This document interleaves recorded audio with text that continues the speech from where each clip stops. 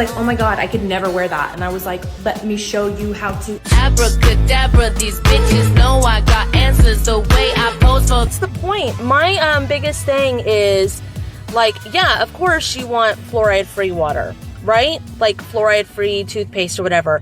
But like the people that are out there and they say you have to be spiritual, like to be spiritual, you have to do this, this, and this. Well, that's real ableist. Like, not everybody can fucking do that. Or to say that you can't have medication or you need to eat like a certain way. It's expensive to have a like vegan or vegetarian diet. And then if you want to go into the aspect of like nothing, like I don't go into Christian shit ever, but fuck, like nothing I have made is unclean. Everything on this planet can be used. Even toxins and chemicals are made from things on this planet. So if we can like remember how to alchemize it, there is no right or wrong. You do what you need to do and make it the best way for you. So glad that I had a conversation with Ben yesterday about how I used to be an astrology person and I study people and personality traits. And what I found about astrology in restaurant kind of language, simple things. Like if you ask a Virgo how many scoops of ice it took to fill up the ice bucket and how many ice buckets it took to fill up the ice bin, they knew every time because they count that shit, like always. Or how like I could tell if a customer was either a Taurus or a Scorpio by the way they ate their food. They start in one spot of the plate and then they work their way like in a dent, and they just go across their plate or their bowl. They like the flavor of everything, and that's not always, you know, but this is like the most common traits. Like starting in one spot and going across the bowl. Also, there was this guy that came in one time and he was real pissed about our bar setup, and he was like, this doesn't make any sense the way the bottles are on the shelf. And I was like, are you late April, early May? And he was like, yeah, why? And I went, okay, we organize our bottles on the shelf by inventory. So like it's easier to order. And he goes, oh, okay, that makes sense. Like like it has to make sense other than the way that they conceptualize things. Like you have to make it in a way, like if it's not the way they would have done it, it's fucking wrong. Until you explain it, and then it's fine. Or like an Aquarius, you could tell an Aquarius, the way they eat their food is they go in like a pattern.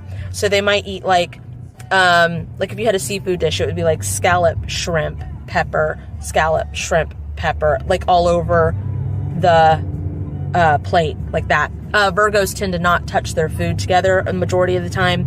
What's another one? Leos. Like, okay, as a Taurus, if my schedule came up for the next 2 weeks and there was a concert that came into town, I'd be like, well, fuck, I guess I can't go because I'm not off that day. But a Leo will be like, oh, bet. Like, and then they would like call everybody and rearrange their schedules so that they can have that night off. And I would be like, what? No, like I'm scheduled that day. Like I can't go. Another thing about Aquarius is they usually watch Nick at Night or Law and Order, or sports and no other TV, I found. So that was always interesting. I have more because there was more than those signs, but yeah, I just thought I'd share for funsies. Okay, for Sagittarius, there's a couple of things. Sagittarius were always known to have the kid cup with the alcohol in it on the shift. So they would pay for it. They would ring up a margarita with like a coating. So the bartender would put it in a kid's cup for them. And like, that's real dangerous because if you accidentally give a kid an alcoholic drink, that's really bad. But they always had like, they always had their drink on shift. Also, Sagittariuses that I knew in the restaurant world, the majority of them would be like super fucking real with their customers. Like they didn't have customer service voice at all. They weren't like super polite, but everybody loved them for it. And they were the most loved people in the restaurant by staff, by managers, by customers, because they were just real as fuck. Except if you were one of those people that wanted to like tell on them, or like if a manager found the kid cup and was like, who the fuck did this? And you were one of the people that were like, honor system, which usually Tauruses, by the way, or Virgos, or sometimes Libras, but mostly Tauruses and Virgos, because the Libras were scared. If they told and said, oh, that belongs to so-and-so, that the person the Sagittarius is so loved by everybody that the person that got like the hate was the person that turned them in. And I know that sounds like obvious, but even the managers would be like, I can't believe you told on so-and-so, because like they were just fucking loved by everyone. Pisces is super interesting to me. They're one of my favorite signs in a restaurant. Usually extremely sweet. The females, the guys were too. The guys were a little bit of a playboy, which if you looked at it as negative, you couldn't see past it. But if you looked at it as a positive, it was fun. Because they were the biggest flirts of the restaurant. Like the females and the males were the biggest flirts, the Pisces were. Also, a common trait of them is they would always smell their food before they ate it. A little bit of paranoia with the Pisces. Always somewhere in the back of their head that they might be poisoned. Because, like, I don't know if it's too many true crimes or, like, what it is. But you mix an Italian with a Pisces, and that's really paranoid. Like, I don't know. It just seemed to be the combination. The Pisces girls were really into talking about like sports and cars, and the Pisces guys were really into talking about like music and art. They were very comfortable in their feminine and masculinity. They were the most fun to have in like going out to eat or going to party afterwards. They were always like real chill. There was a Pisces girl that I think of the most, and she would always be like, oh my God, you brought me snacks. Like if you brought her snacks or treats, you bought me treats. You were like her fucking favorite person. Like she would do anything for you if you just brought her some fucking treats to work, or like gave her some of your food. Like that was it. They were yours. Super sexy, super chill, and always fun. Probably one of the favorites of everybody in the restaurant.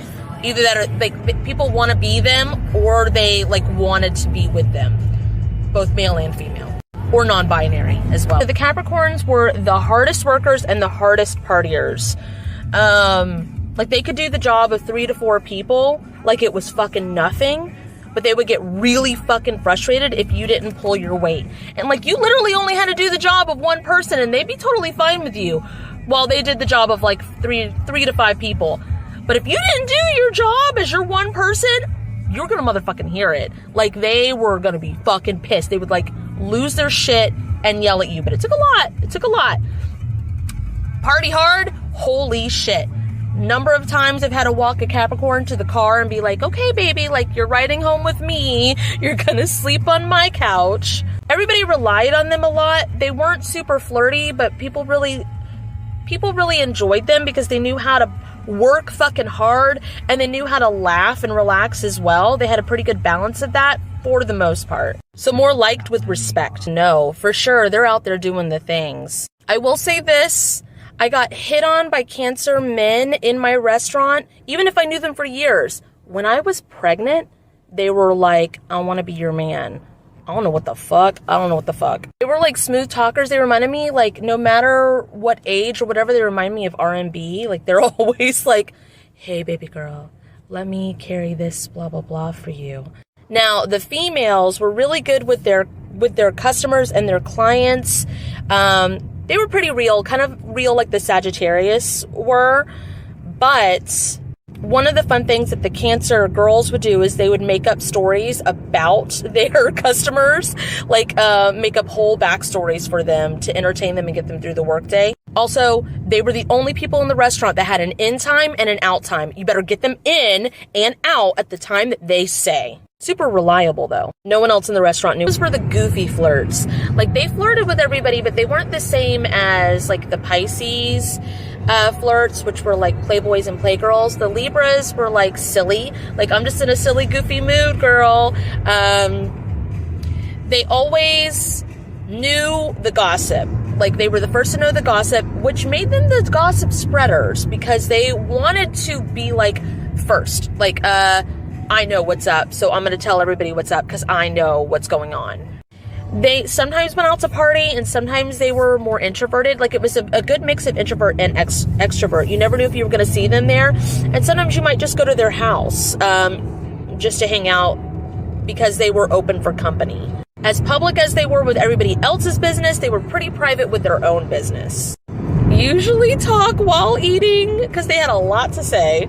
Favorite drinks were Dr. Pepper, milk, or root beer. Always, there weren't a lot of Aries in the restaurant business, and if there were, they were in the back of the house, the kitchen staff. Now, there was one or two that were like on the cusp of Taurus that were in the front of the restaurant, but for the most part, the restaurant life is not really for an Aries. I'm sitting here trying to think in the 8.5 years I worked in one restaurant, how many Aries I knew. Yeah, I guess the best restaurant trait for Aries is they ain't about that life, pretty much. Like being in service to others, the customer service kind of thing, that's not really an Aries gig. I mean, they're passionate and they're sweet. Like, they're super... Aries on a whole are passionate people. They know what they know, and they know a lot of it. And if they don't know it, if they don't care about it, they don't know shit about it because they don't care. Yep, definitely more back of the house people. Definitely more prep cooks, line cooks, dishwashers.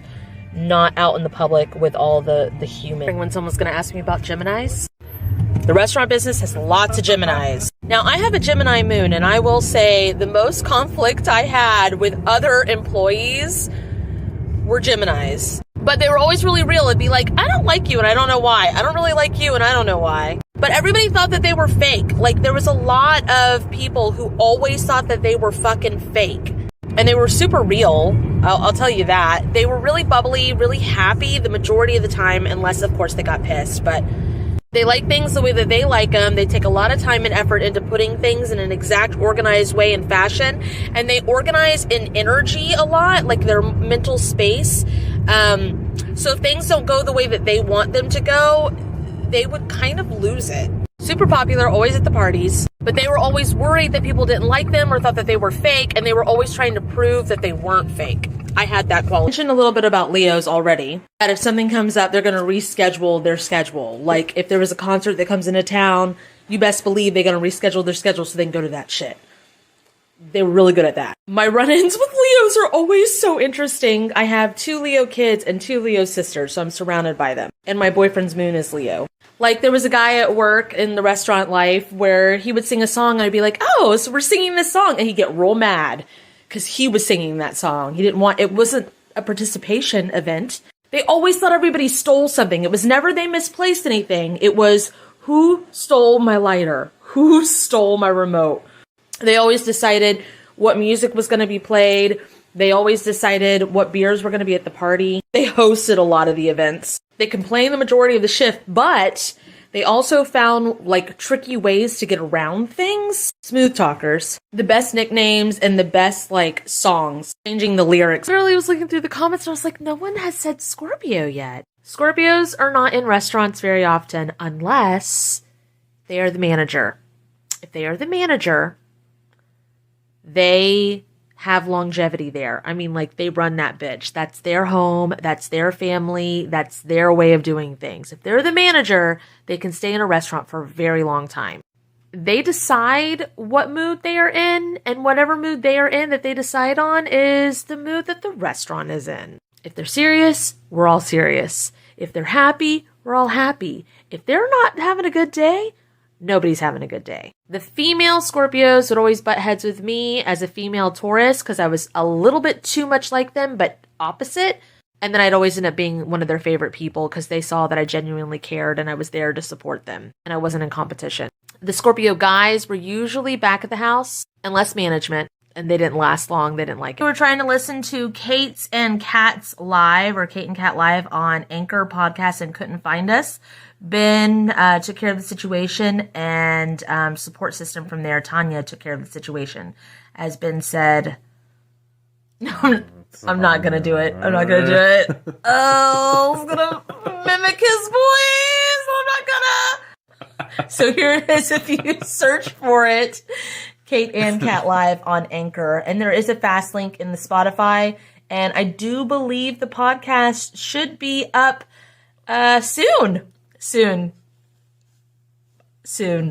We'll let you know. But I just had a session with Stacy, and I gotta tell you, this has never come up before, and I loved it so fucking much. Their past loved one that's passed over, it's dead. Sorry.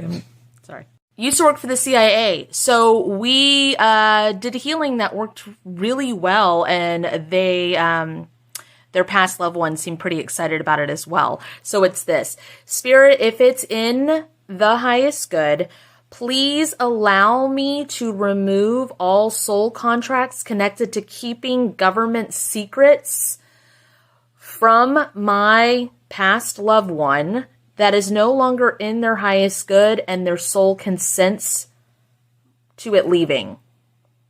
Then try this. If it's in the highest good, please allow them to communicate those secrets to me in a way that I can help heal them. Okay, but here all the time. I want to be out there healing the world. I want to be out there healing the weather, the stuff with Ukraine and with Russia and like all these different events that come up. Like, how the fuck do I do this? How do I step into myself and remember who I am? One, I do everything from my home. I'm in bed right now. Sometimes I'm on the couch, basically. I want you, instead of thinking of like, I'm just a little person and all these world events are out here, I want you to Google Maps that shit and bring it inward. So, when you're feeding your animals, say, Spirit, if it's in the highest good, please allow the food to be please allow all plates that are empty to be replenished with food, as far as I'm allowed. When you're taking a shower, please allow the clean water that flows through my shower to cleanse and purify and go into everyone else. Me, and then there is future me. When we are in a strong relationship together, a lot of cool stuff happens. Future me appreciates certain things that I can do right now. For example, future me was going to have a long, tiring day, and so I wanted to lay out her sleep clothes and make it all nice ahead of time. So when future me came home, she got to experience this really thoughtful gesture, and it made her mood a little bit better. I noticed that future me really appreciates it when I chop up the breakfast smoothie ahead of time. So when future me wakes up all lazy, she gets to go to the fridge and immediately get to have her breakfast, and it's easier for her. And the thing is, I realize she gets really grumpy if I forget to do that. So I realized that that's something that I try to do. This is what it's like to be in a relationship with yourself. Being considerate and thinking about the needs and what the other person would appreciate, but then you also get to be that person, which is really cool. So it's win-win.